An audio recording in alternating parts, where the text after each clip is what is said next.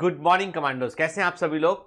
तो बेटा आज से हम एनसीईआरटी में इंटर करने वाले हैं।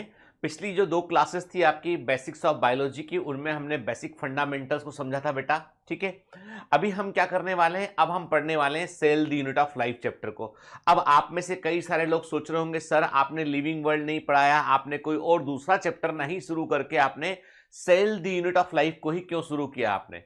उसके पीछे बेटा कारण यह है कि सेल जो है वो बेसिक फंडामेंटल है हर चीज का, ठीक है। मतलब चाबी है पूरे बायोलॉजी को। यदि समझना है ना तो पहले सेल को अच्छे से समझना होगा, ठीक है। यही सेल जो है आगे आपको ह्यूमन फिजियोलॉजी में काम आएगा, प्लांट फिजियोलॉजी में काम आएगा, मॉलिक्यूलर बेसिस ऑफ इनहेरिटेंस मतलब जेनेटिक्स में काम आएगा, मॉलिक्यूलर जेनेटिक्स में काम आएगा, बायोटेक्नोलॉजी में काम आएगा। मतलब सेल के बगैर कहानी अधूरी है, ठीक है। यानी जब बच्चे को अपन ABCD सिखाते ना तो ए से शुरू करते हैं, जेड से शुरू नहीं करते हैं, ठीक है। एनसीईआरटी का जो सीक्वेंस है वो उनके अकॉर्डिंग है, हमारा सीक्वेंस हमारे अकॉर्डिंग है ताकि हम बेहतर प्रकार चीजों को समझ सके बेटा, ठीक है। तो cell the unit of life में बेटा हम आज से जो है वो सेल को समझना और सेल को पढ़ना शुरू करेंगे। तो तैयार है सारे लोग? सारे लोग तैयार हैं पूरे जोश के साथ, पूरे होश के साथ और पूरे दिल में। बेटा याद रखना, दिल में हमेशा जिद को, जुनून को बनाए रखना, तो एग्जाम में मजा भी आएगा। पढ़ने में, पढ़ने का मजा लोगे ना तो सफलता जरूर मिलेगी। तो चलिए, तो cell the unit of life chapter में जो है वो क्या क्या पढ़ना होता है। What is a cell, cell theory क्या होता है, सेल का ओवरव्यू देखना होता है, प्रोकैरियोटिक सेल को समझना होता है, यूकैरियोटिक सेल को समझना होता है। And this is the chapter which is the key for the entire biology. ये वो चैप्टर है जो पूरे बायोलॉजी की चाबी के समान है। क्लियर? ठीक है। अब देखो बेटा, ये तो हम बेसिक्स ऑफ बायोलॉजी में ऑलरेडी डिस्कस कर चुके हैं कि biology is the study of living organism, life sciences कहते हैं बायोलॉजी को हम, ठीक है। ठीक है बेटा। और हमने जो है वो फादर ऑफ बायोलॉजी किसे कहते हैं, फादर ऑफ बॉटनी किसे कहते हैं, फादर ऑफ जूलॉजी किसे कहते हैं। अच्छा बताओ, चलो मैं एक क्वेश्चन करता हूं आपसे, आप कमेंट में आंसर करना। Who propose term biology, biology शब्द को किसने प्रस्तुत किया। आंसर करो, क्या मेरी तरफ मुंह देख रहे हो, आंसर करो, ठीक है ना। मेरा मुंह मत देखो, आंसर करो, ठीक है। समझ गए, सब मालूम चलता है इस ऐप में। तो आपको क्या बताना है, हाँ हाँ, बिस्तर पर बैठे हुए हो मुंह में पेन फंसा के, सब पता चलता है मेरे को, ठीक है। सर हम तो नहीं बैठे, तो तुम्हारी बात थोड़ी ना कर रहा हूं, किसी और की बात कर रहा हूं मैं ना। तो मतलब पॉइंट ये है कि आपको बताना टर्म बायोलॉजी किसने दिया था, ठीक है। अब देखो बेटा, बायोलॉजिकल वर्ल्ड की सबसे खास बात क्या है, जैविक संसार की सबसे खास बात यह है कि उसमें आपको बड़े पैमाने पर डाइवर्सिटी देखने मिलती है। विभिन्न प्रकार के जीव आपको देखने मिलते हैं, डिफरेंट टाइप ऑफ ऑर्गेनिज्म आपको देखने मिलते हैं। बायोलॉजिकल वर्ल्ड में बहुत सारी डाइवर्सिटी है, बायोलॉजिकल वर्ल्ड में बहुत सारी डाइवर्सिटी है, जैविक संसार में बहुत सारी विविधता है। तो क्या बोलते हैं इसको हम, बायोडाइवर्सिटी। हिंदी में बोलते हैं जैव विविधता कहते हैं इसको हम, ठीक है ना। क्लियर? देखो बेटा, है ना, हम देख रहे हैं दुनिया में तमाम तरह के एनिमल्स प्रेजेंट है, वैरायटी ऑफ एनिमल्स प्रेजेंट है, वैरायटी ऑफ प्लांट्स प्रेजेंट है, ठीक है ना। ये सब किस में आता है, ये सब आता है बायोडाइवर्सिटी में। इंटरेस्टिंग बात यह है कि पिछली क्लास में हमने कहा था कि सब कुछ जो है वो मॉलिक्यूलर लेवल पे शुरू होता है। सब कुछ बिल्कुल एटॉमिक लेवल, एटम से मॉलिक्यूल बनता है, मॉलिक्यूल से कॉम्प्लेक्सेस बनते हैं, कंपाउंड्स बनते हैं, ऐसे कंपाउंड के मिलने पे जो है वो एक लिविंग ऑर्गेनिज्म बनता है। भाई हम सब की बॉडी में है क्या, सभी वही केमिकल प्रेजेंट है जो मिट्टी में प्रेजेंट है। एक व्यक्ति की मृत्यु के बाद उसको जला देते हैं या दफना देते हैं तो फाइनली मिट्टी में मिल जाता है व्यक्ति। कहते हैं ना कि इतना घमंड मत कीजिए, घमंड किसी काम का नहीं है, अहंकार घमंड किसी काम का नहीं है। मिट्टी का मनुष्य मिट्टी में मिल जाता है।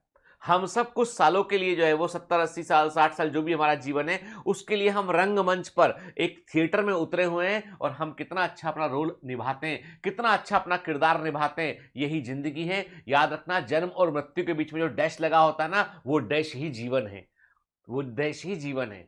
समझ गए ना। तो जो हम कर रहे हैं हर दिन में वो इंपॉर्टेंट चीज होती है। चलिए, अभी ऐसा फिलोसफिकल ज्ञान ना देके साइंस पे लौट के आते हैं। तो मतलब ये कि जैविक संसार में विभिन्न प्रकार की बेटा डाइवर्सिटी प्रेजेंट है, उसे बायोडाइवर्सिटी कहते हैं। अब हर आदमी के दिमाग में प्रश्न उठता है कि ये इतना तरीका कैसे बना है, इसे बनाने वाली यूनिट या इकाइयां क्या होती हैं, क्या है ये सब कुछ, ठीक है। लेकिन उसके पहले हम आगे बात करेंगे, उसके पहले कुछ इंपॉर्टेंट तारीखें याद कर लें। मैंने कहा ना, मैं आपको एक लंबी चिट्ठी पकड़ा दूं, मैं आपको एक लंबी चिट्ठी पकड़ा दूं कि ये सब तारीखें रट लो। तो वो काम का नहीं है। मैं तुमको बोलूं एक लंबी चिट्ठी देके ये सब तारीखें रट लो, वो काम का नहीं है। आपको मैं जहां जहां जरूरत पड़ेगी वहां वहां कुछ तारीखें नोट कराऊंगा और उसको एक अलग से नोट कर लीजिए।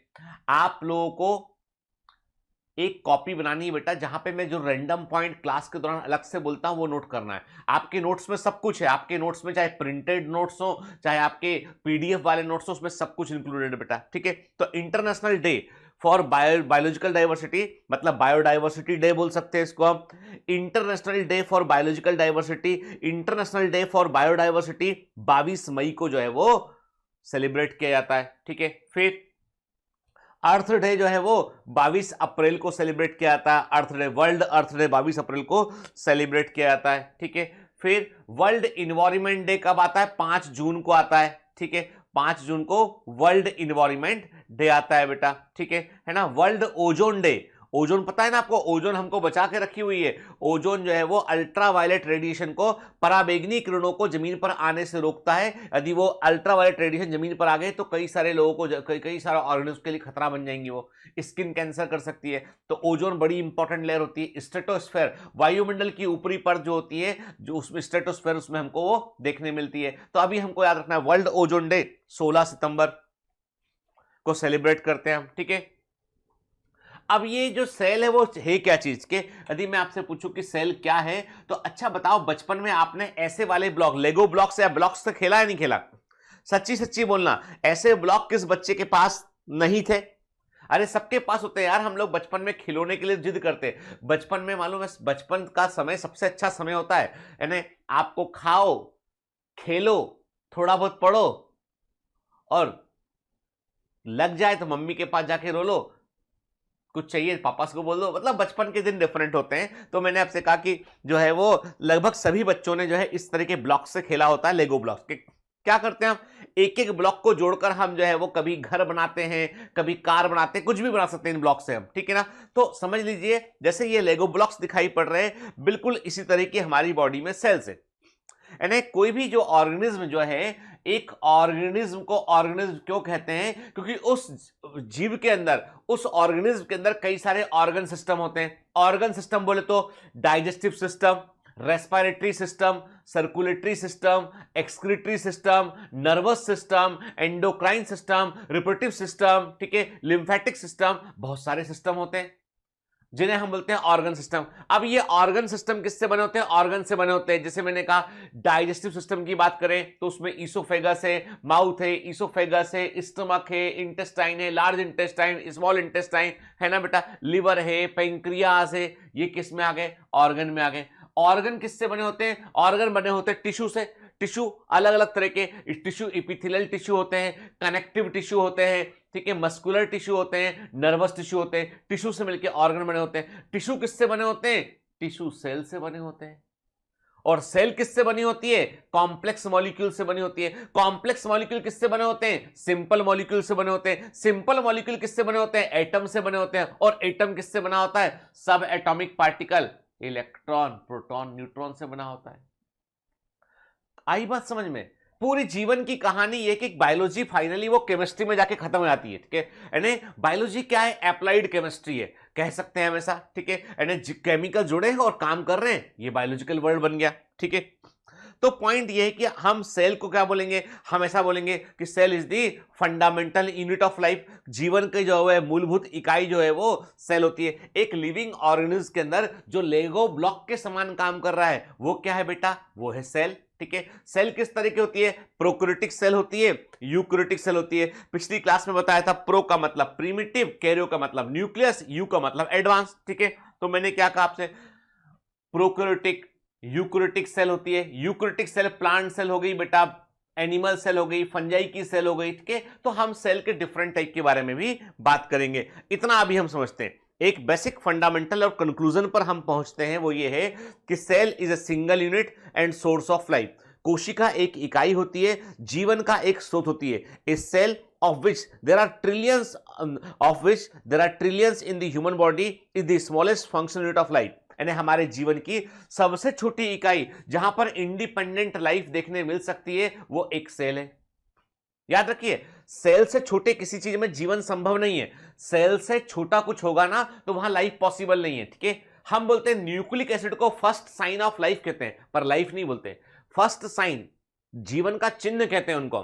पर जीवन तो हमें एक लिविंग सेल में देखने मिलता है। ठीक है, ह्यूमन बॉडी में ट्रिलियंस ऑफ सेल्स हैं, और उसमें भी जो हमारे जो सेल होती है वो स्मॉलेस्ट फंक्शनल यूनिट होती है लाइफ की।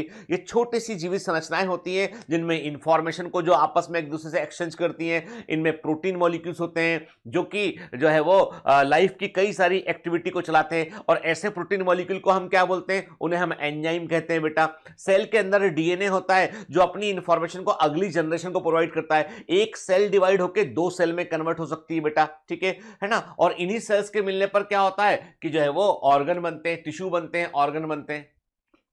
मतलब यह है कि जैसे एक ईंट है, ईंट को जोड़ जोड़ के आप दीवार खड़ी करते हैं और ऐसी दीवारों से घर बनता है, वैसे हमारा शरीर बना होता है। ठीक है, जैसे आप देखो लिवर, यदि लिवर को बनाने वाली सेल क्या होती है? हिपेटोसाइट सेल होती है। हिपेटोसाइट सेल क्या होती है? लिवर को बनाती है। हिपेटो वर्ड का मतलब होता है लिवर, मैंने बताया था आपको, हिपेटिक वर्ड मतलब लिवर होता है। ठीक है, साइट मतलब सेल। जब भी कभी हम साइट वर्ड यूज करेंगे मतलब सेल के, साइट वर्ड का मतलब क्या होता है बेटा?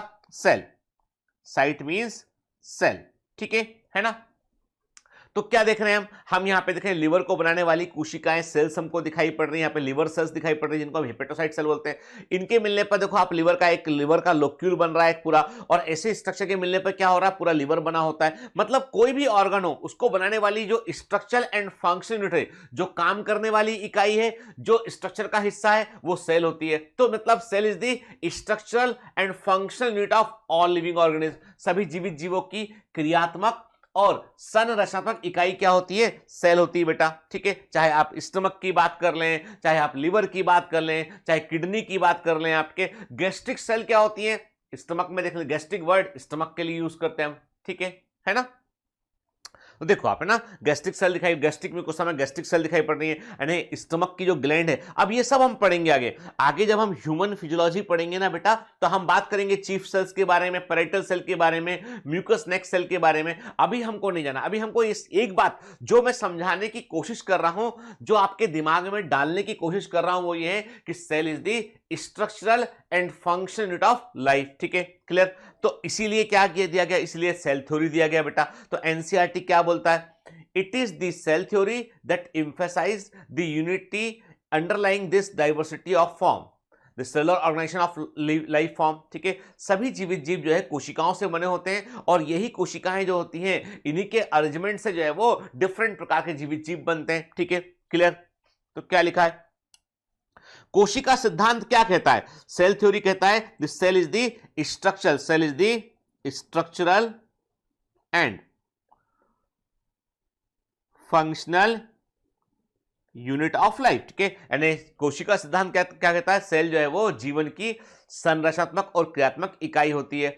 Cell theory also created a sense of mystery around living phenomena. ठीक है, अब देखो सिंपल सी बात है कि सेल थ्योरी कहता है कि जो इकाई जिस यूनिट से नीचे ने लाइफ के लिए कम से कम आपको एक सेल चाहिए, porque life is possible, minimum structure चाहिए, वो सेल चाहिए। सेल सारे फंक्शन करती है, स्ट्रक्चर का हिस्सा होता है। तो इससे ऐसा लगता है कि सेल में कुछ अद्भुत क्षमता है, सेल में एक अद्भुत क्षमता है। तो मिस्ट्री क्रिएट करता है, भाई सेल में ऐसा क्या है?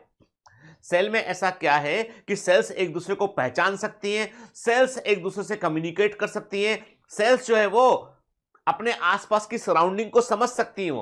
अब आप बोलोगे सर हमको यकीन नहीं है। अरे भाई यूनिसेल ऑर्गेनिज्म होते कि नहीं होते? बताओ। प्रोटोजोआ होता है ना, प्लाज्मोडियम मलेरिया जिससे होता है वो प्रोटोजोआ है या नहीं है? बैक्टीरिया यूनिसेल होते हैं कि नहीं होते? तो ये भी तो सेंस कर रहे हैं अपने आसपास। मतलब एक लिविंग सेल जो होती है ना, आपका जो ब्लड है, जो आपका बॉडी में ब्लड बह रहा है, उसमें भी जो है वो लिम्फोसाइट सेल्स हैं, उसमें WBC सेल्स हैं। पता लगा रहे हैं बैक्टीरिया कहां पर है, दुश्मन कहां पर है, दुश्मन को पकड़ के वो मार देते हैं, हमारी सुरक्षा कर रहे होते हैं। तो एक लिविंग सेल जो है वो वास्तव में ऐसे काम करती है जिन पर यकीन करना मुश्किल है। तो कहने का मतलब ये कि ये जो मिस्ट्री है वो क्यों है? The mystery was the requirement of integrity of cellular organisation of living phenomena to be demonstrated और ऑब्जर्व के। यही तो वो अद्भुत क्षमता है कि हम समझ पाते हैं कि सेल जो है वो एक दूसरे को पहचान सकती है। तो अब हमें ये भी समझना होगा कि सेल्स कम्युनिकेट कैसे करती है, सेल्स के बीच में कम्युनिकेशन कैसे होता है, सेल्स अपने लिए आवश्यक मटेरियल जो जिंदा रहने के लिए उनको जो है एसेंशियल न्यूट्रिएंट चाहिए वो कैसे रिसीव करती है, सेल अपने वेस्टेज को कैसे निकालती है। इसका मतलब ये कुल मिलाकर आपके दिमाग में ये बात आ चुकी है कि यार इतना सब का काम जितेंद्र सर बता रहे हैं तो सेल को समझना पड़ेगा, और यही समझना जो है इंपॉर्टेंट है। ठीक है, याद रखिए कि हमेशा हमेशा मैंने कहा ना आपसे कि जो आप अपने आसपास देखते हो ना उसी में बहुत सारे प्रश्न छुपे होते हैं, और उन प्रश्नों का जब हम उत्तर ढूंढते हैं वहीं ज्ञान छिपा होता है, वहीं पर ज्ञान छिपा होता है। याद रखिए कि आपको एक बात दिमाग में डालना है बेटा कि आपको पढ़ने को एंजॉय करना है, आपको पूरी बायोलॉजी को एंजॉय करना है, डूब कर पढ़ना है, मन लगाकर पढ़ना है, तो आपको कभी रटना नहीं पड़ेगा आपको। ठीक है, चलिए अब क्या बोल रहे हैं हम आगे एनसीईआरटी में। इन studying and understanding the physiological and behavioral process, one can take a physico-chemical approach and use cell-free system to investigate। अब प्रश्न उठता है कि अब हमने क्या कहा आपसे, हमने आपसे कहा कि cell structure and functionality of life है, जीवन की क्रियात्मक और संरचनात्मक इकाई जो है वो सेल है। तो अब आपके दिमाग में आया कि सेल में ऐसा क्या है जिसका पता लगाना जरूरी है कि सेल ऐसे काम कैसे कर सकती है। तो सेल को आपने क्या किया, तोड़ लिया, तोड़ के तो केमिकल बाहर निकालोगे। सेल को तोड़ने के लिए हम एक तरीका इस्तेमाल करते हैं, उसे बोलते हैं सेल के फ्रेगमेंट्स कर लेना, सेल फ्रैक्शनेशन बोलते हैं। मेथड होती है सेल फ्रैक्शनेशन मेथड होती है, हम आगे बात करेंगे। तो सेल का फ्रैक्शनेशन कर दिया, तोड़ दिया उसको हमने, तोड़ के केमिकल बाहर निकाले, अंदर से सेल कंपोनेंट बाहर निकाले, कंपोनेंट को भी तोड़कर देखा हमने। फाइनली हमने क्या किया, हम इसका फिजिकल और केमिकल एनालिसिस कर रहे हैं, किस तरह का लिक्विड प्रेजेंट है अंदर, इसमें किस तरह के का जो है वो इन्वायरमेंट अंदर है, किस तरह के इसमें जो है हमको मॉलिक्यूल देखने मिल रहे हैं, किस तरह के केमिकल्स देखने मिल रहे हैं हमको। ये सब तो क्या होगा, इसे बोला हमने फिजिको केमिकल अप्रोच का। क्लियर, मतलब सेल को आपने सेल फ्री सिस्टम को इन्वेस्टिगेट करने की कोशिश की, अपने सेल को तोड़ लिया, तोड़कर आपने निकाला उसको आपने, तो ये हो गया फिजिकल केमिकल अप्रोच हो गया। सेल के व्यवहार की स्टडी की आपने बगैर तोड़े, ठीक है, वो थोड़ा ब्रॉडर कॉन्सेप्ट हो गया।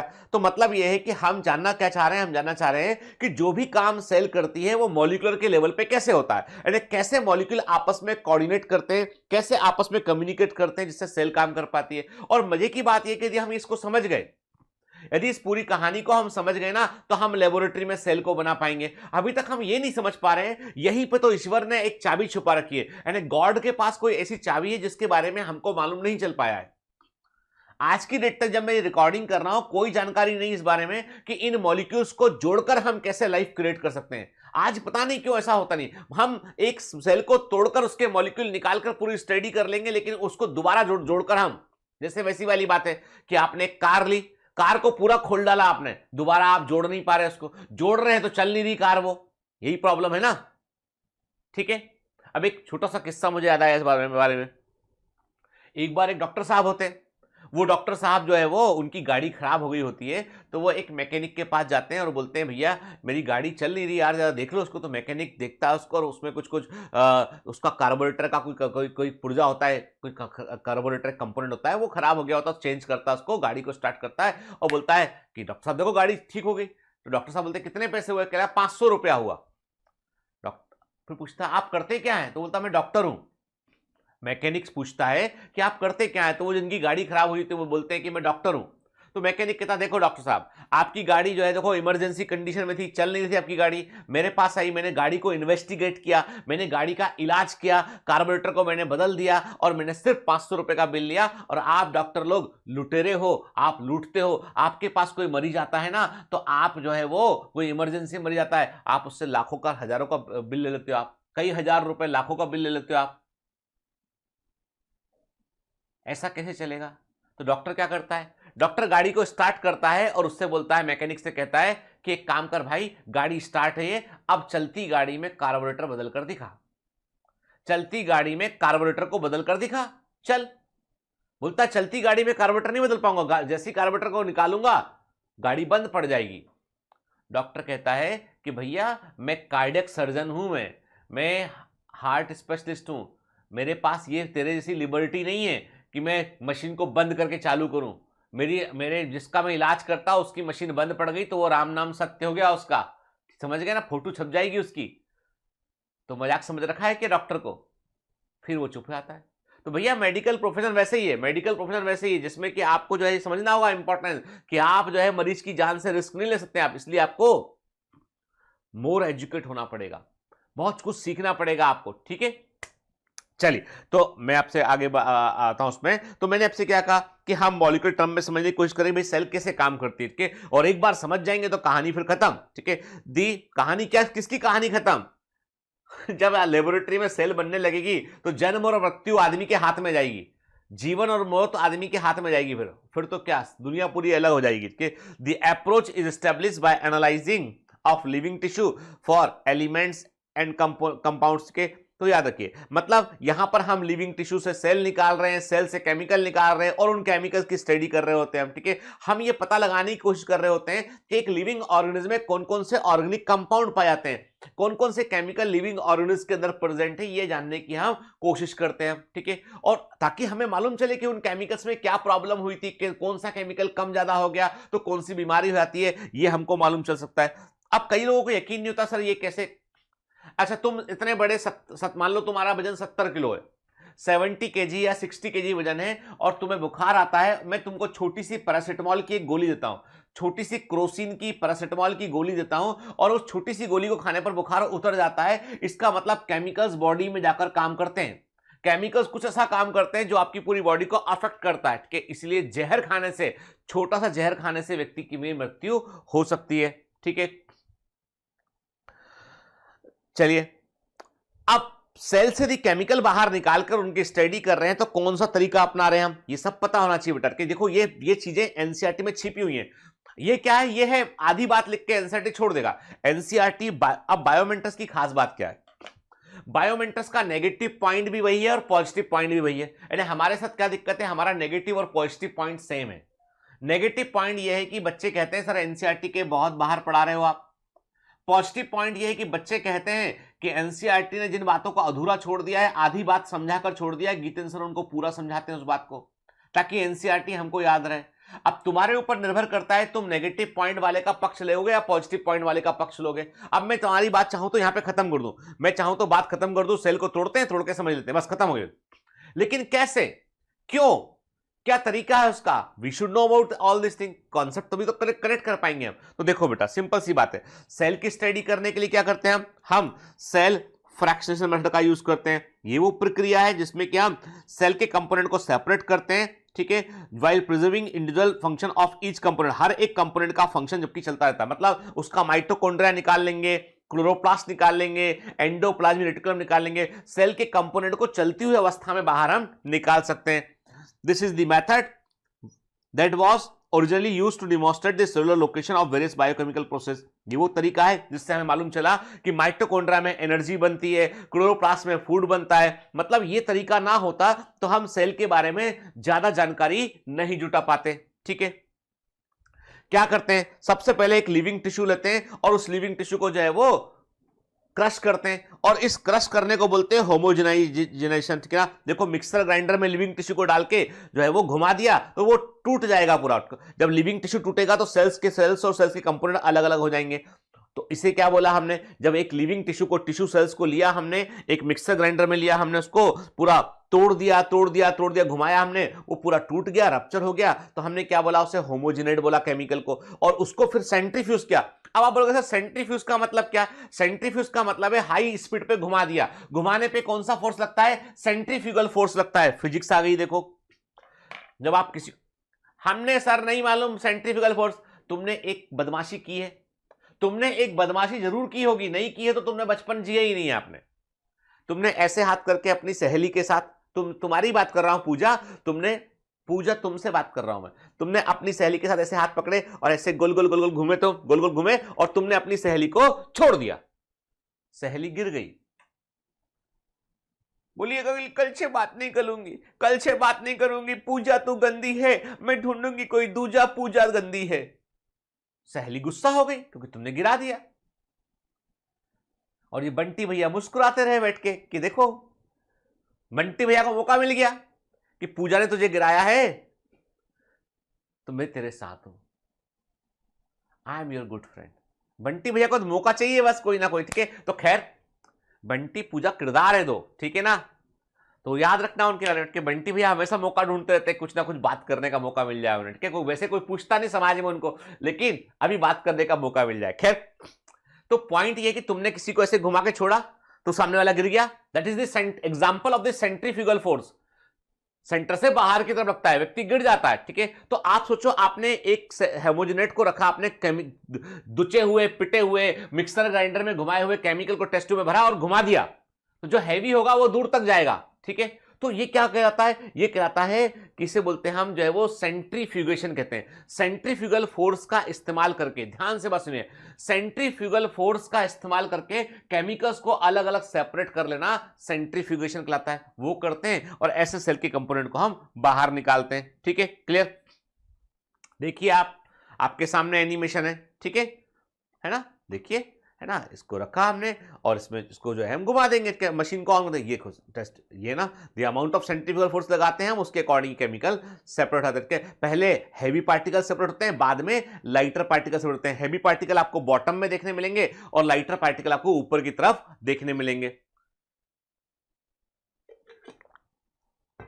क्लियर? चलिए, this is the cell fractionation. याद, छोटी छोटी बातें बेटा ये एनसीईआरटी में बिखरी हुई हैं अलग अलग जगह पर। मैं जब पढ़ाता हूं तो पूरे डॉट्स को कनेक्ट करता हूं, मतलब मैं I am connecting the dots, तो पूरे कनेक्ट करता हूं ताकि आपको ज्यादा बेहतर प्रकार चीजें समझ में आए आपको, ठीक है। अब अगला क्वेश्चन क्या होता है? अगला क्वेश्चन दिमाग में ये आता है कि what are these compounds doing inside a cell. एक सेल में प्रेजेंट ये कंपाउंड कर क्या रहे हैं, ठीक है, कैसे, जो है in what way they carry out gross physical process like digestion, excretion, memory, defense, recognition के। अब आप सोचते हो कि सर हमें चीजें याद कैसे रहती हैं? तुम्हें चीजें याद कैसे रहती हैं?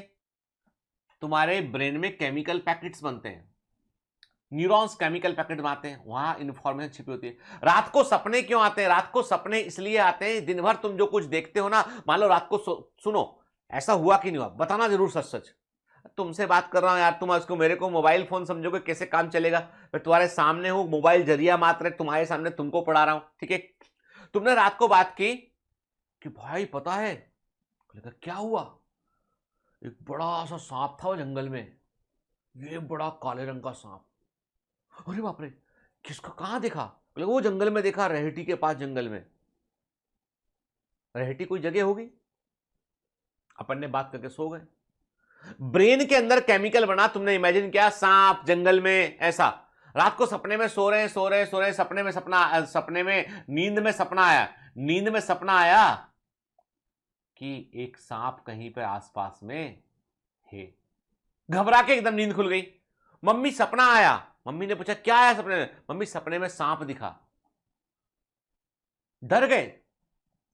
दिन में जो बातें करते हैं वो सपने में कई बार दिखाई पड़ती है। फिल्म देख के आते हैं, फिल्म का हीरो बदल जाता है और सपने में हम खुद हीरो बन जाते हैं। हालांकि वहां फिल्म में हीरो को हीरोइन मिल गई होती है, पर सपने में हीरो को हीरोइन नहीं मिलती है, क्योंकि सपना भी रियलिटी से कहीं ना कहीं इंस्पायर है, ठीक है। तो मुद्दा ये हुआ कि मुद्दा ये हुआ कि सपने क्यों आते हैं, क्योंकि जब हम कोई चीज देखते हैं, समझते हैं ना, तो उसके केमिकल पैकेट ब्रेन में बनते हैं और रात के समय जब ब्रेन को लगता है ना ये गैर जरूरी इंफॉर्मेशन है, रात को हमारा ब्रेन प्रोसेसिंग, जब आप सो रहे होते हैं ब्रेन प्रोसेसिंग कर रहा होता है, कचरा छांट रहा होता है, कचरा छांट रहा होता है, तो कचरे में उसको मिलता है अच्छा सांप वाला पैकेट है, हटाओ यार इसको। जब केमिकल पैकेट फूटता है वो, तो उसका एक इमेज बनता है, ब्रेन परसीव करता है इंफॉर्मेशन को। सपने आ रहे हैं, सपने कभी रात भर के सपने कभी याद नहीं रहते, सपने में कहां से आप कहां पहुंच जाओगे पता ही नहीं चलेगा आपको। सपने याद नहीं रहते सुबह पूरे, क्योंकि रैंडम कचरा है ना, वो तो साफ हो रहा है वो, इसलिए सोना बहुत जरूरी है। सोओगे नहीं ना तो फालतू की इंफॉर्मेशन दिमाग में स्टोर रह जाएगी। तो सोगे टाइम अच्छे से, टाइम पर सोगे, 6 से 8 घंटा सोगे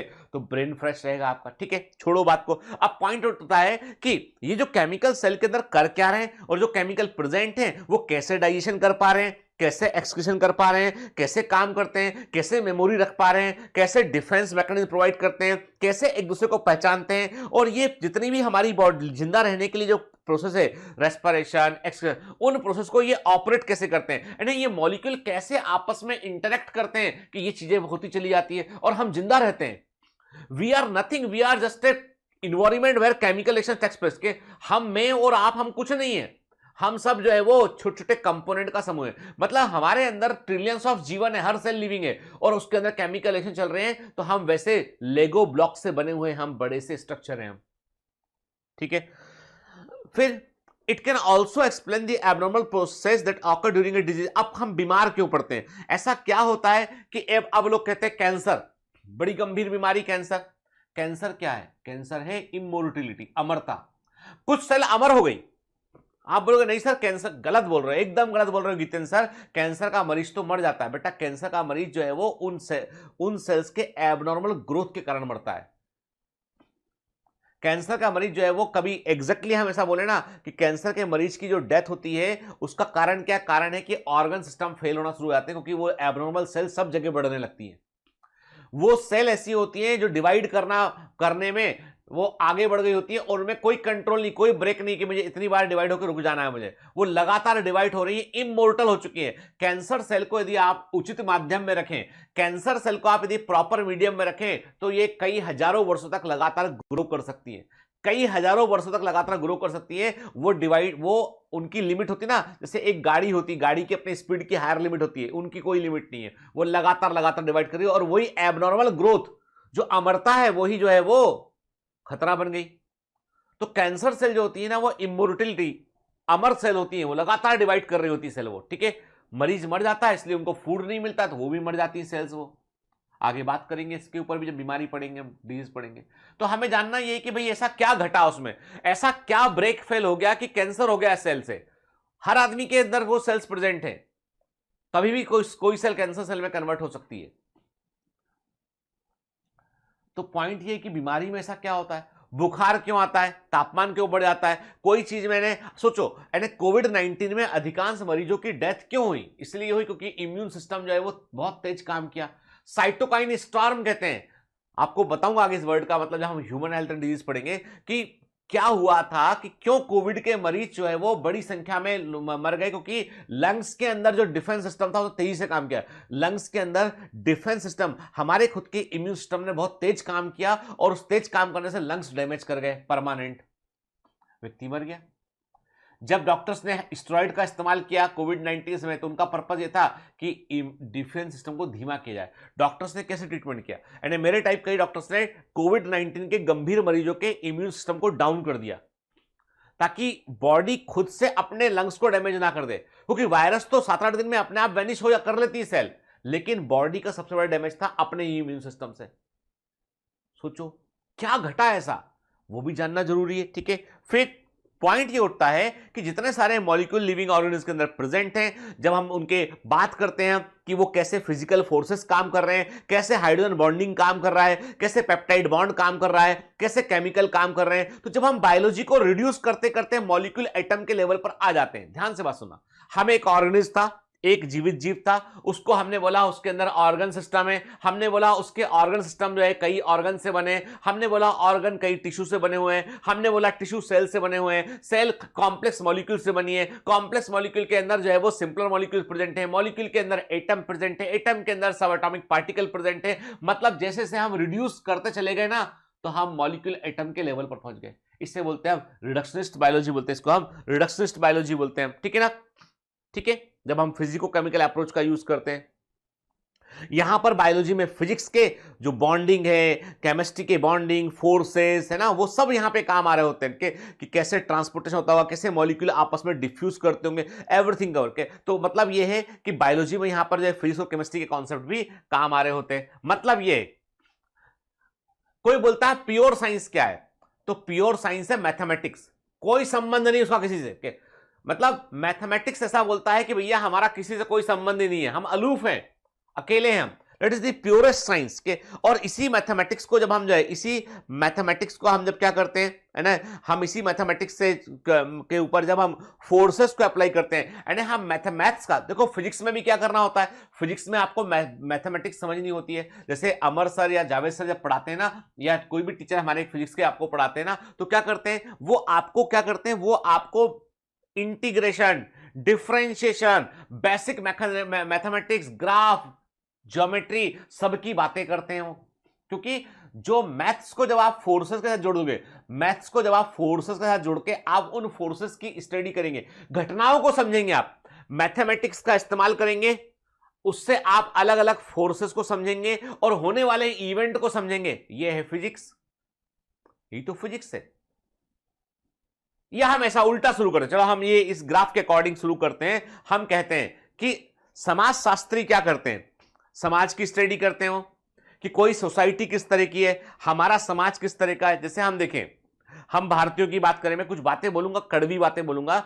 हम लोग जो है, हमें लगता है कि हमारा घर साफ रहना चाहिए, हमें लगता है हमारा घर साफ रहना चाहिए, देश साफ रहे चाहे ना रहे, क्योंकि देश में भी गंदगी फैलाने वाले हम जंगल में जाते हैं, वहां पे चिप्स के पैकेट फेंकाते हैं, पानी की बोतल फेंकाते हैं, प्लास्टिक की बोतल खरीदते हैं, फेंकाते हैं उसको, हम खाते हैं केला खाते हैं, केले का छिलका सड़क किनारे फेंक देते हैं। एक बार मैंने क्या देखा कि केले का छिलका सड़क किनारे पड़ा हुआ था, एक मोपेड टाइप कोई गाड़ी थी, वो जा रही थी, केले के छिलके पे गाड़ी का अगला पहिया रखा है, गाड़ी स्लिप मार गई, एक लड़की की स्पॉट पर डेथ हो गई, दूसरा वाला आईसीयू में चला गया। आंखों देखा इंसिडेंट बता रहा हूं। वो जिस आदमी ने केला खाया और केले के छिलके को सड़क किनारे फेंक दिया, उससे एक मोपेड फिसलती है और उस मोपेड के फिसलने से एक व्यक्ति जो है वो मर जाता है। यदि वो छिलका उसने सड़क किनारे ना फेंक के, सड़क पर ना फेंक के, उसने सड़क किनारे, सड़क पर ही फेंका था, सड़क पर ना फेंक के उसने प्रॉपर डस्टबिन में डाला होता, तो क्या ये दुर्घटना होती? नहीं होती। मतलब ये है कि हम बहुत सारे काम ऐसे करते हैं जिसके पता नहीं चलता हमको कि परिणाम क्या हुआ। अब एक बड़ी एक अभी हाल ही में नेटफ्लिक्स पे एक मूवी आई थी, यू टर्न, मतलब नेटफ्लिक्स पे थी, जहां पर एक व्यक्ति सड़क किनारे, सड़क से उठा के एक पत्थर को बीच में रख देता है वो यू टर्न लेने के लिए, और उस पत्थर से कार एक्सीडेंट हो गया होता है। ऐसी कुछ स्टोरी थी उसकी। तो पॉइंट ये है, मेरा कहने का मतलब ये है कि आपको इस बात को ध्यान रखना चाहिए कि कोई भी काम हम जो करते हैं ना, वो हमें दूसरे को दुख ना पहुंचाए। मैं कहता हूं कि आपका इंटेंशन यही होना चाहिए जिंदगी में, दूसरे क्या करते हैं वो इंपॉर्टेंट नहीं है, आप ऐसा कुछ मत कीजिए जिससे दूसरे को दुख पहुंचे, दूसरे को कोई दुख पहुंचे जाने अनजाने में, ठीक है। खैर, तो समाज जो है, जैसे हम कहते हैं कि यदि आप देखो, एक जमाने में जो है नॉर्वे के लोग बड़े भारी लुटेरे हुआ करते थे। वाइकिंग्स क्या थे? वाइकिंग्स लुटेरे थे, वाइकिंग्स, VIKIN, वाइकिंग्स जो है वो लुटेरे थे। नॉर्वे के लोग जो है इंग्लैंड में लूट करते थे आके, वाइकिंग्स शुद्ध लुटेरे थे। मोहम्मद गोरी, महमूद गजनवी, ये सब कौन थे? लुटेरे थे, लूटने आया करते थे भारत को। तो पॉइंट ये है कि समाज किस तरह का है ना, वो समय समय पर डायनामिक्स बदलते रहते हैं। आज नॉर्वे दुनिया के सबसे शांत देश में से एक है, वहां का समाज सबसे एडवांस है, सबसे अच्छा हैप्पीनेस इंडेक्स है, यहाँ पे लोग खुश रहते हैं वहां पे। तो समाजशास्त्री कहते हैं, तो अब समाज जो है वो जब जब कभी हम कहते हैं अब आप बोलोगे सोशियोलॉजी कहां से बीच में आ गई, क्योंकि साइकोलॉजिस्ट बोलते हैं, मनोवैज्ञानिक कहते हैं ये सब हमारे दिमाग के अंदर है। यदि आज सारे लोग अपने दिमाग में डालने की गंदगी बाहर नहीं फेंकना है, देश को साफ रखना है, लड़कियों के लिए, महिलाओं के लिए ऐसा वातावरण बनाना है कि वो घबराहट ना हो, रात को 12 बजे अकेली लड़की को घबराहट ना हो, समाज को सुरक्षित बनाना है हमें, तो ये सब हमारे दिमाग के अंदर है, हमारी साइकोलॉजी में। तो वो कहते हैं समाज शास्त्र जो सोशियोलॉजी है, इट इज अप्लाइड साइकोलॉजी, यानी मनोविज्ञान का जो हम इस्तेमाल करते हैं वो समाज में इस्तेमाल होता है। तो sociology is the nothing, it is the haploid psychology. अब साइकोलॉजी वाले लोगों के बारे में बायोलॉजिस्ट क्या बोलता है? बायोलॉजी बोलता है कि मनोविज्ञान जो है उसका संबंध हमारे ब्रेन से है, मनोविज्ञान का संबंध हमारे आसपास के जो है वो जो हम देख रहे हैं उसको कैसे परसीव कर रहे हैं इंफॉर्मेशन को उससे।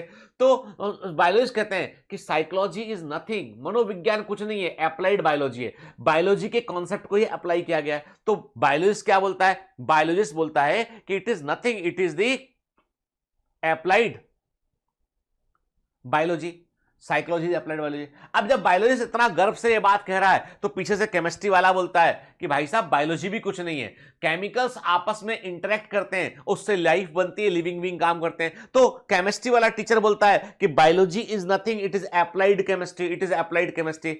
फिजिक्स वाला बोलता है चलो आगे बढ़ो, केमिस्ट्री वाले सोचते क्या हो अपने बारे में? केमिस्ट्री वाले को फिजिक्स वाला बोलता है थर्मोडायनामिक्स फिजिक्स में है कि नहीं है? एटम है कि नहीं फिजिक्स में? मॉडर्न फिजिक्स, हाँ है।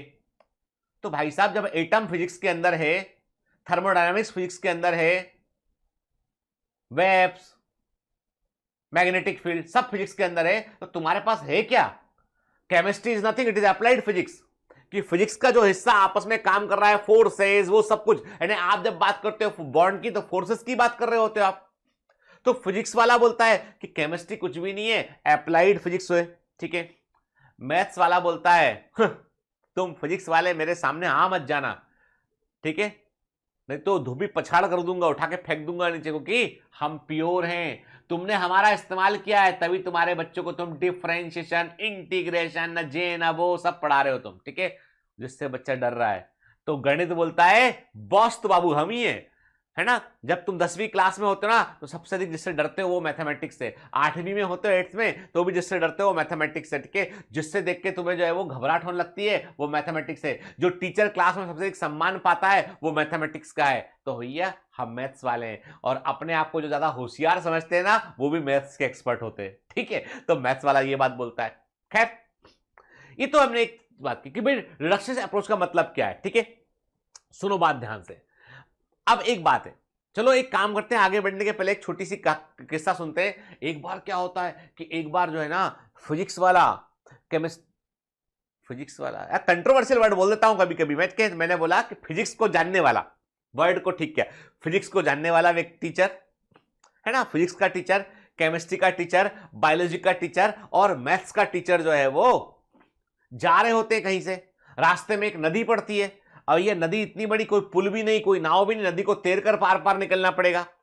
नदी में कहीं मगरमच्छ तो नहीं है, ये भी बड़ा जानकारी वाली बात है। तो एक काम करते हैं कि वो कहते हैं, चारों डिसाइड करते हैं, एक काम करते हैं कि पहले पता लगाते हैं कि ये नदी में भाई कुछ गड़बड़ तो नहीं है, नदी तो तैर कर पार करनी पड़ेगी, जंगल बड़ा है, यदि पार नहीं किए तो गांव तक नहीं पहुंच पाएंगे। तो सबसे पहले एक काम करता है कि वो जो है वो बायोलॉजिस्ट बोलता है कि, बायोलॉजी का टीचर बोलता है कि एक काम करता हूँ, मुझे बहुत बहुत नॉलेज है, मैं नदी में जाता हूँ, जाके थोड़ा वहाँ के एल्गी प्लांट्स उन सबको देखता हूँ कि कैसा है ये नदी, ये सेफ है कि नहीं है, ठीक है। तो पहले बायोलॉजिस्ट अंदर जाता है, जैसे ही बायोलॉजिस्ट अंदर घुसता है तो अंदर तो मगरमच्छ होता है बड़ा वाला, फक से निकल जाता है, उसको पता ही नहीं चलता, ऊपर गहरी नदी होती है, पता ही नहीं चलता ऊपर कि कहाँ गया वो, थोड़ा समय निकल गया होता, कोई आ नहीं रहा होता वहां। तो वो फिजिक्स वाला बोलता है कि, जो फिजिक्स का टीचर होता है वो बोलता है कि मैं जाके देखता हूं कि कहां गया वो, कहां गया वो, जाके देखता हूं जरा। तो वो उतरता है नीचे, जैसे ही उतरता है पानी में नीचे, फिर से मगरमच्छ उसको खा जाता है, दूसरा मगरमच्छ। तो मैथ्स वाला बोलता है हो ना हो पानी बहुत गहरा है, तो मुझे तैरना अच्छा आता है, मैं एक काम करता हूं, मैं थोड़ा पानी की गहराई को नाप कर आता हूं, कितना फीट गहरा पानी है, और ये दोनों गए कहां, कोई सुरंग तो नहीं है अंदर जहां से बाहर निकल गए, अपने को मालूम भी नहीं चला हो। तो मैथ्स वाला जो है वो पानी में उतरता है, फिर मगरमच्छ खा जाता है, अब तीनों गायब। केमिस्ट्री वाला अपनी डायरी खोलता है, किताब झोला निकालता है, संजय सर अपना झोला निकालते हैं, उसमें से किताब निकालते हैं, पन्ना पलटते हैं। बायोलॉजी का टीचर, फिजिक्स का टीचर और मैथ्स का टीचर पानी में घुलनशील पाए गए, they are soluble in the water, water में घुल गए हैं वो, इसलिए नहीं दिख रहे मेरे को, तो मैं वापस जा रहा हूं जंगल से, ठीक है, वापस लौट जाता है। समझ गए बात को। तो चलिए आगे बढ़ते हैं। तो जब हम बात करते हैं रिडक्शनिज्म की बात करते हैं, हम सिस्टम साइंस की बात करें, तो हम कहते हैं एक तो हो गया बेटा, एक तो क्या हो गया, जब आप बड़े लेवल पे बात करते हैं, जब आप बड़े लेवल पर बात करते हैं, आप क्या बात करते हैं कि एक पूरा एक ऑर्गेनिज्म जो है वो कैसे काम कर रहा है, ऑर्गन सिस्टम कैसे काम कर रहा है, तो आप सिस्टम बायोलॉजी की बात कर रहे होते हैं कि डाइजेस्टिव सिस्टम कैसे काम करता है, रिप्रोडक्टिव सिस्टम कैसे काम करता है, एंडोक्राइन सिस्टम कैसे काम करता है, पूरे सिस्टम की बात कर रहे होते हैं। लेकिन जब आप इस सिस्टम को तोड़ते तोड़ते तोड़ते मॉलिक्यूल एटम के लेवल पे आते हैं, तो आप रिडक्शनिज्म की बात कर रहे होते हैं, आप रिडक्शनिज्म की बात कर रहे होते हैं आपके। तो मतलब ये कि दो अपोजिट एस्पेक्ट हैं कि एज ए होल देखना कि पूरा देश कैसे काम कर रहा है और एक व्यक्ति कैसे, जैसे मैं आपसे कहता हूं, बड़ी अच्छी बात है, मैंने पढ़ा हुआ एंथ्रोपोलॉजी, जब मैंने यूपीएससी का एग्जाम दिया था 2008 में, तो मैंने उस समय जो है वो मैंने 2003, 2004, 2008 में मैंने यूपीएससी का एग्जाम दिया, और मैंने यूपीएससी के इंटरव्यू तक पहुंचा हुआ हूं, ठीक है। तो मैंने क्या देखा, मैंने एक बात गौर की, फाइनल सिलेक्शन नहीं हुआ, फाइनल सिलेक्शन होता ना तो कहीं पर अभी आईएएस होते, ठीक है, तो नहीं हुआ, जो भी कारण था, लेकिन मैंने वहां पर एक सब्जेक्ट पढ़ा एंथ्रोपोलॉजी, ठीक है। वो कहता है कि आज के संदर्भ में यदि हम देखें तो अमेरिका और भारत में एक बड़ा अंतर है। अमेरिकन जो है वो एक इंडिविजुअल व्यक्ति के पॉइंट ऑफ व्यू से they are happy, they are successful, पर एज ए सोसाइटी यदि हम बात करें, एज ए सोसाइटी हम बात करें, तो उनके स्ट्रक्चर में बहुत टूट फूट है। शादियां लंबी नहीं चलती है, बच्चे माँ बाप बच्चों की रिस्पॉन्सिबिलिटी नहीं लेते हैं, तो एक समाज के तौर पर वो अच्छे नहीं है। समाज के तौर पर थोड़ा फेलियर उनको बोल सकते हैं हम, पर इंडिविजुअल लेवल पर एक सिंगल आदमी से डील करोगे आपको लगेगा आदमी बढ़िया है। भारत का उल्टा कहानी है, यहां परिवार शादियां सब लंबा चलता है, समाज के तौर पे हम सफल हैं, इंडिविजुअल व्यक्ति के तौर पे हम अच्छे नहीं हैं।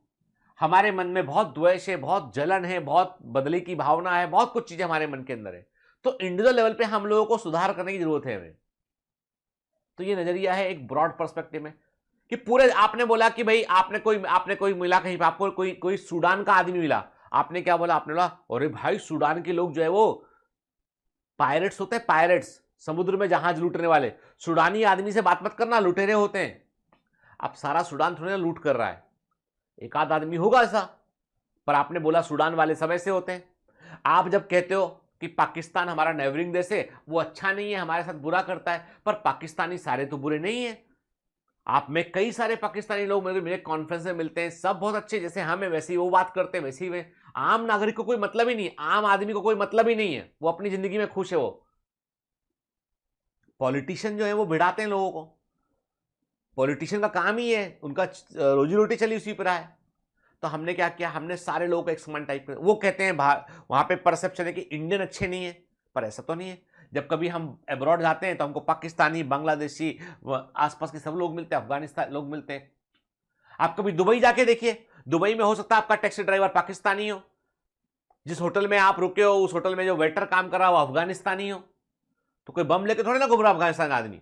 तो पॉइंट ये है कि हम एज ए होल देखते हैं, तो वो हो गया सिस्टम, हो गया एक एक व्यक्ति की भाई ये व्यक्ति अच्छा है, ये बुरा है, ये अच्छा है, वो हो गया रिडक्शन अप्रोच हो गया। ऐसी बात करें कि जब मॉलिक्यूल एटम के लेवल पे बात करते हैं रिडक्शन हो जाता है, और जब हम पूरे सिस्टम की बात करते हैं वो सिस्टम साइंस के अंदर आता है वो चीज, ठीक है। तो मतलब ये कि कोई भी चीज जो है वो उसका अस्तित्व यदि आप देखोगे ना, तो वो सब ओवरलैप्ड है, सब आपस में कनेक्टेड है, आपस में सब कुछ जुड़ा हुआ है बेटा, ठीक है। जैसे फिजिक्स का कुछ हिस्सा केमिस्ट्री में कॉमन है ना, थर्मोडायनामिक्स देख लो आप, एटम्स देख लो आप, केमिस्ट्री का एक हिस्सा बायोलॉजी में कॉमन है, बायोमोलिक्यूल्स देख लो, मॉलिक्यूलर बेस ऑफ इनहेरिटेंस देख लो आप, ठीक है। बायोकेमिस्ट्री का बड़ा हिस्सा, बायो नाम ही बायोकेमिस्ट्री, बायोलॉजी में कॉमन है। बायोलॉजी का एक हिस्सा साइकोलॉजी में कॉमन है। आप मनोविज्ञान देख लो, ब्रेन के फंक्शंस देख लो, ब्रेन में से हम कहते हैं कि प्यार जो होता है जरूरी है जिंदगी में, तुझे देखा तो ये जाना सनम, प्यार होता है दीवाना सनम, ऑक्सीटोसिन हार्मोन काम कर रहा है, हमें तुम्हें देख के अच्छा लगता है, एमेगडाला ब्रेन का काम कर रहा है, तो केमिकल्स हैं सब जगह पे। तो बायोलॉजी ब्रेन इन्वॉल्व, तो वो कहता है कि भैया, साइकोलॉजी कहता है कि बायोलॉजी इन्वॉल्व है। फिर सोशियोलॉजी कहता है कि लोगों की अपब्रिंगिंग जैसे होती है उसके अकॉर्डिंग समाज व्यवहार करता है ना। तो मतलब ये, और समाज जैसे व्यवहार करता है वो कल्चर का हिस्सा बनता है ना। तो ये सब है। मतलब जब आप प्योर, जितना आप प्योर साइंस के लेवल पे जाओगे, जितना आप प्योर साइंस के लेवल पे जाओगे, उतना रिडक्शन बढ़ता जाएगा। Physics, then chemistry, then biology, then psychology, then sociology, ठीक है, एंड सो ऑन, ठीक है। ये सब एनसीईआरटी में है, एक पेज पहले वाले पेज में, उसी को डिस्कस कर रहा हूं मैं, ठीक है। तो मतलब ये हुआ कि आप देखो, एक ऑर्गेनिज्म है बॉडी, उसके अंदर ऑर्गन्स, सेल्स, ठीक है, सेल्स के अंदर सेल कंपोनेंट, उसके अंदर केमिकल्स, ठीक है ना, क्लियर। तो मतलब ये हुआ कि क्या लिखता है NCERT, fundamentally a reductionist idea is an idea that states the whole is no more than sum of the part के फंडामेंट, यदि मूलभूत तौर पर बोले तो हम बोलते हैं कि एक संपूर्ण जीव कुछ भी नहीं है, वो सिर्फ छोटी छोटी यूनिट के जुड़ने पर बना होता है, ठीक है। इन practical terms reductionism state that every biological theory and fact may be deduced from studying and the simplest component of the biological system in the question. वो बोल रहा है आपसे, चाहे कुछ भी बायोलॉजिकल दुनिया में घटता हो, उसके अंदर कोई ना कोई केमिकल लेवल पे कोई ना कोई जो है वो बिल्कुल मॉलिक्यूलर एटम के लेवल पे कोई ना कोई घटना घट रही होती है, और ये बिल्कुल सच भी है। चाहे मेमोरी हो, चाहे आपकी सेल के एनर्जी प्रोडक्शन हो, सब कोई मॉलिक्यूल काम कर रहे होते हैं। This would mean that if we were to know perfectly the trait of every biological molecule in organism, देखो क्या बोल रहा है आपसे, यदि हमें हर बायोलॉजिकल मॉलिक्यूल जो एक जीवित जीव के अंदर है उसके बारे में सब कुछ मालूम चले हमें, कि वो मॉलिक्यूल क्या कर सकता है, कैसे कर सकता है, तो हम एक जीवित जीव के व्यवहार का पता लगा सकते हैं, ठीक है, कि वो उसके अंदर ये मॉलिक्यूल। अब सोचो, अब कितना मजेदार बात है कि हम जो है वो प्रेडिक्ट कर सकते हैं व्यवहार को। और यदि हमको ये मालूम चल गया और ये मालूम कर लिया हमने तो क्या होगा मालूम है, एक खतरनाक साइंटिस्ट कोई ना कोई होते हैं लोग समाज में, सब तरह के लोग होते हैं। कोई खतरनाक doctor dang, I am doctor dang, scientist खतरनाक, क्या कर रहे हो भाई साहब लेबोरेटरी में? मैं ऐसा इंसान बना रहा हूं जिसके अंदर भावनाएं ना हो, कोई फीलिंग्स ना हो, ऐसा इंसान बना रहा हूं जो सबसे खतरनाक हो। क्यों बना रहे हो? उसको अपना सिक्योरिटी गार्ड रखूंगा। अच्छा, केमिकल्स को मिलाया मिलाया, पता लगा लिया था कि ये केमिकल मिलाने पर भावनाएं नहीं रहेंगी, जो फीलिंग्स है वो खत्म इस केमिकल को मिलाने पर। तो एक सोचो, कल्पना करते हैं हम, सन 2300 2300 एक साइंटिस्ट अपनी लेबोरेटरी में केमिकल मिला रहा है, ठक ठक ठक ठक ठक। क्या कर रहे हो? इंसान बना रहा हूं, फीलिंग ना हो, खतरनाक, सबसे पावरफुल। क्यों? सिक्योरिटी गार्ड बनाऊंगा उसको अपना। डाला केमिकल, बन गया। 2-4 दिन लगे, केमिकल उबल रहा हुआ। क्या हुक्म है? आ गया। उसने बोला, ऐसा इंसान बना दिया उसने, क्योंकि मॉलिक्यूल को समझ गए तो व्यवहार समझ गए। आज से तुम मेरे सिक्योरिटी गार्ड। अब चूंकि जो केमिकल बनाया था वो तो खतरनाक था, भावनाएं थी नहीं उसमें, फीलिंग खत्म।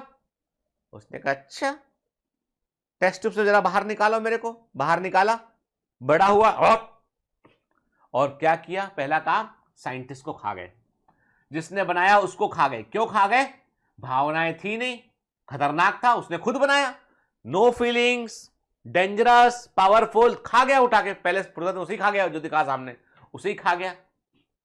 तो मूर्खता वही होती है कि भाई आप आर्टिफिशियल इंटेलिजेंस पे काम चल रहा है अभी, तो आर्टिफिशियल इंटेलिजेंस को ऐसा बना दो, ऐसा बना दो, आदमी से पावरफुल हो जाए। तो जो हॉलीवुड फिल्मों में देखते थे वो इंसान साथ में घटने लगेगा कि इंसान को उठा उठा के पकड़ पकड़ के मशीनें बंद कर देंगी, है ना। तो पॉइंट ये उठता है कि आज साइंटिस्ट जानने की कोशिश तो कर रहे हैं कि जो मॉलिक्यूल है उनका पूरा ट्रेड क्या है, व्यवहार क्या है, उससे हम जीव के व्यवहार का पता हम लगा सकते हैं। क्लियर? ठीक है, चलिए आगे बढ़ते हैं।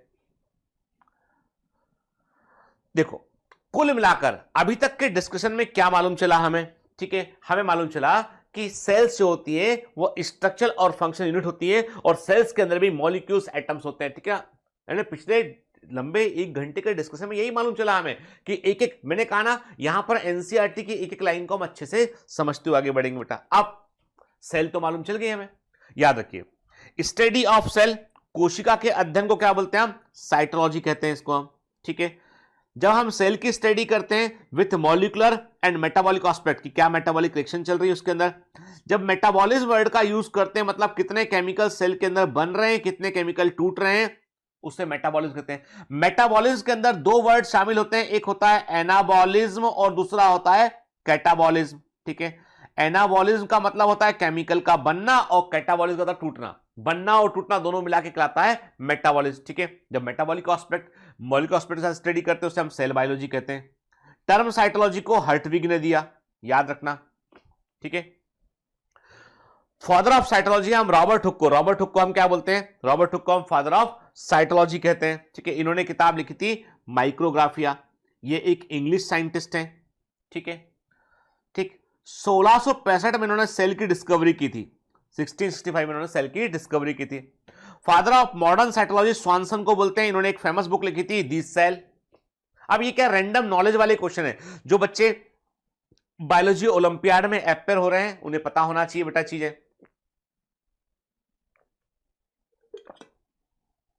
ठीक है, इंडियन साइटोलॉजिस्ट जो बड़े फेमस है वो AK शर्मा नाम है उनका। ठीक है, HJ मुलर ने जो है, देखो बेटा याद रखिए कुछ टर्मिनोलॉजी है और कुछ क्रोनोलॉजी है। ठीक है, कुछ साइंटिस्ट के नाम कभी कभी रैंडम आते हैं बेटा, ऑप्शंस में आते हैं, पता होना चाहिए। ठीक है, अब आप बोलोगे सर पेपर तो पूरा एनसीईआरटी से आता है, 99% 100% पेपर इस समय एनसीईआरटी आ रहा है, लेकिन मैं बोल रहा हूं आपसे कि हमको पिछले 5 साल के PYQ भी हमें कवर करना चाहिए बेटा। ठीक है ना, ताकि हम सेफ रहें। एग्जामिनेशन डायनामिक है तो कुछ भी परिवर्तन इसमें हो सकता है, इसलिए इंपॉर्टेंट साइंटिस्ट के बारे में आपको पता होना चाहिए बेटा। ठीक है, नई एजुकेशन पॉलिसी क्या बोलती है कि ऐसे जानकारियां जो कॉमनली इंटरनेट पर अवेलेबल हैं या लोअर क्लास में और मैं दे रखी हैं वो सब आपको पता होना चाहिए। इसलिए ये मत सोचना कि सिर्फ और सिर्फ 11th और 12th के एनसीईआरटी तक ही चीजें सीमित रहेंगी। वो 10th और 9th की किताबों में कुछ लिखा है तो वो भी वहां से पूछ सकते हैं, और जो कॉमनली इंफॉर्मेशन इंटरनेट पर अवेलेबल है वो भी एग्जाम में आ सकती है। ठीक है ना, जो नया एजुकेशन पॉलिसी है उसके अकॉर्डिंग में बात कर रहा हूं। ठीक है, फिर साइटोजेनेटिक्स, सेल के साथ में हम जेनेटिक्स को कंबाइन कर दिए, कैसे वो अपने आप को एक्सप्रेस करती है, साइटोजेनेटिक्स हो गया। स्वानसन को फादर ऑफ मॉडर्न साइटोलॉजी कहते हैं। सेल थ्योरी को देने वाले साइंटिस्ट थे Schleiden and Schwann, very very important. ठीक है, सेल थ्योरी को याद कर लो बेटा, मल्टीपल टाइम आस्क क्वेश्चन है के। सेल थ्योरी को देने वाले साइंटिस्ट थे Schleiden and swan. Cell theory को एक्सटेंड किया, मतलब सेल थ्योरी को क्या उन्होंने इलेबोरेशन किया या उसमें एक्स्ट्रा पॉइंट को ऐड किया था रुडोल्फ विर्को। अब ये क्या किया था हम आगे बात करते हैं। रुडोल्फ विर्को ने जो है, नाम याद रखो, अभी नाम याद रखने में फोकस करो, क्लास के दौरान नाम याद रहना चाहिए। डीपीएस होगा आज का तो उसमें ये सारे क्वेश्चन आएंगे, आज के डीपीएस में सारे क्वेश्चन ये कवर होंगे, आना चाहिए आपको। ठीक है, सेलुलर टोटिपोटेंसी का आइडिया हैवरलैंड दिया। टोटिपोटेंसी का मतलब क्या होता है बेटा, इसका मतलब एक सेल, एक सिंगल सेल जो है वो पूरे ऑर्गेनिज्म का विकास कर सकती है। ठीक है, एक सिंगल सेल जो है वो डिवाइड करके कंप्लीट ऑर्गेनिज्म को बना सकती है, इस क्षमता को बोलते हैं totipotency. What is the meaning of totipotency, कि एक सिंगल सेल जो है वो डिवाइड करके पूरे ऑर्गेनिज्म का विकास कर सकती है, दैट इज कॉल्ड टोटिपोटेंसी। उसको हैवरलैंड ने बताया। इस चीज का कहां यूज करते हैं, इसका यूज करते हैं टिश्यू कल्चर में, इसका उपयोग करते हैं हम टिश्यू कल्चर में, ऊतक संवर्धन में, कि एक सेल से पूरा प्लांट बना लिया है, उसे वहां यूज करते हैं इसका। ठीक है, क्लियर। अब सबसे पहले तो यह समझना होगा हमको बेटा कि जब हम बात करते हैं, जब हम साइटोलॉजी की या स्टडी ऑफ सेल की बात करते हैं तो सेल की स्टडी की शुरुआत कहां से हुई थी।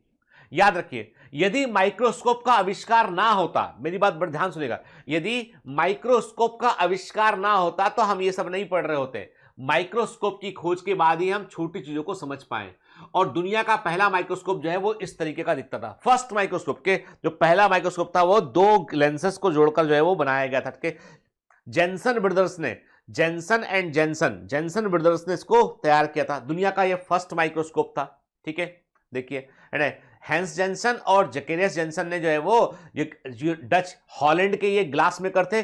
1590 में इन्होंने पहली बार एक कंपाउंड माइक्रोस्कोप को तैयार किया था। एक ट्यूब के अंदर उन्होंने दो लेंसेस को लगाया उन्होंने, और मैग्निफिकेशन को कई गुना बढ़ा दिया उन्होंने। मजे की बात यह कि बाजार में इस समय तक बाजार में लेंसेस मिलते थे। बाजार में इस समय तक, यानी 16वीं शताब्दी के अंत में बात करें, 17वीं शताब्दी की शुरुआत में, 17वीं सेंचुरी की शुरुआत में बात करें हम, तो उस समय मार्केट में लेंसेज मिलते थे। 1590 का मतलब है 16वीं शताब्दी का आखिरी। अभी कौन सा है, 2023, 21st सेंचुरी चल रहा है ना, तो 16वीं शताब्दी के आखिर में 1590 में जेंसन ब्रदर ने एक ट्यूब के अंदर दो लेंसेज को लगा के कंपाउंड माइक्रोस्कोप बनाया उन्होंने। कंपाउंड माइक्रोस्कोप में एक से अधिक लेंसेज होते हैं। ध्यान से बात सुनिएगा, ये सब फिजिक्स में पढ़ाएंगे सर आपको। अभी क्या हुआ कि उस समय तक मार्केट में लेंसेज मिलते थे लेकिन माइक्रोस्कोप नहीं मिलता था, तो रॉबर्ट हुक ने अपना माइक्रोस्कोप तैयार किया। एंटोनी वॉन लीवेनहॉक ने अपना माइक्रोस्कोप खुद तैयार किया घर के अंदर। कई साइंटिस्ट ने अपने अपने माइक्रोस्कोप बना रखे थे, लेकिन मजे की बात यह थी कि रॉबर्ट हुक और एंटोनी वॉन लीवेनहॉक, इन दोनों के पास ऐसे माइक्रोस्कोप थे। ध्यान से बात सुनना, बड़ी इंटरेस्टिंग बात है। मतलब 17वीं शताब्दी की बात है, 17th सेंचुरी में जो रॉबर्ट हुक और एंटोनी वॉन लीवेनहॉक, इन दोनों ने बाय चांस इतने पावरफुल माइक्रोस्कोप बना लिए थे कि उस समय वो पूरी धरती पर पूरे वर्ल्ड में किसी के पास नहीं थे जो इनके पास थे।